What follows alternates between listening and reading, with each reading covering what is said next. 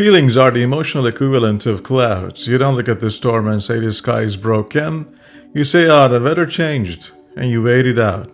My name is Sinai Lee, and in this channel I'll be talking about a brutalist view on life, universe, and everything. So if you enjoy this type of content, please like and subscribe. It means a lot to me, especially in these early stages of the channel. So, you know what's strange? Everyone says trust your feelings, but I've learned that's probably the fastest way to destroy your peace. Because your feelings are not facts, they are weather. They come, they go, they shift, sometimes violently. And if you build your life based on them, you're basically pitching a tent in a hurricane. 20 years ago, in 2005, on my thesis, me and Professor Carl Lucas, we worked on a project called BELBIC, Brain Emotional Learning Based Intelligent Controller. That's a mouthful. We simulated a part of the brain called the amygdala, which is responsible for emotional learning and emotion generation. And working on that thesis, I learned to put more emphasis on my emotions and to take them more seriously. I used to think my feelings were me. If I felt anxious, it meant I was anxious. I felt unworthy, then it meant I am unworthy. But recently I realized something brutal and freeing. Feelings are not the evidence. They are indicators. Yes, feelings tell stories, but they don't tell the truth. They are dramatic, they exaggerate, they misinterpret. You might feel like everyone hates you, but that's not a fact. That's an internal weather report distorted by self-doubt. You might feel like you're not progressing, but maybe it's just a cloudy day inside your mind. I've had mornings where everything felt wrong. Work, life, myself. Then I'd go out and maybe have a cup of coffee, and suddenly the whole world looks different. Did the world change? No, my inner weather cleared up. You see, you are the building. Your emotions are just the weather that tests it. The storm doesn't define the architecture, it just hits it. We've become so used to identifying with our feelings that we don't know how to observe them anymore. We say things like, I am sad, instead of I feel sad. But that tiny shift in the language changes everything. You feel sad, that's temporary. You are sad, that's identity. And when you confuse the two, you drown in your own storm.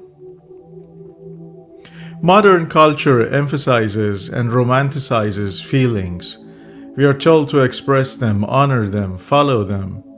But what if your feelings are lying? What if they are just outdated software reacting to new situations? Sometimes your sadness isn't spiritual depth, it's poor sleep. Sometimes your anxiety isn't intuition, it's caffeine and too much screen time. And sometimes your gut feeling is just fear wearing a wise man's hat. The brutal truth: not every feeling deserves your attention. Some of them are emotional spam. You don't need to read every message that pops up in your head.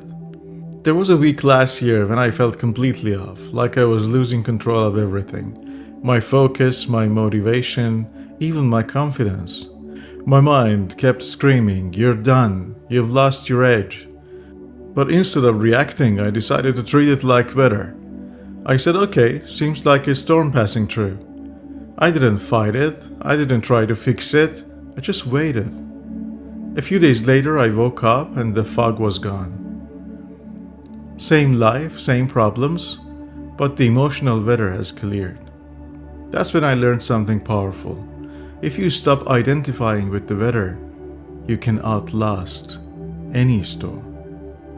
Brutalism in philosophy means stripping things down to their raw structure, no decoration, no sugarcoating. So let's do that here. Life is not meant to always feel good. You're not supposed to be happy all the time. You're supposed to endure, adapt, and keep building even when it rains. The goal is not to control the weather. The goal is to become weatherproof. That's the essence of maturity, emotional stoicism, not emotional anesthesia. You still feel everything, but you don't let those feelings rewrite your reality.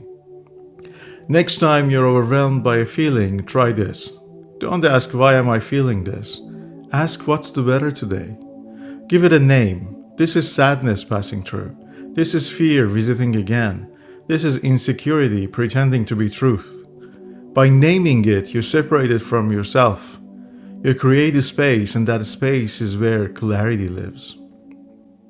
So the next time your emotions start screaming for attention, remember, you don't owe them obedience.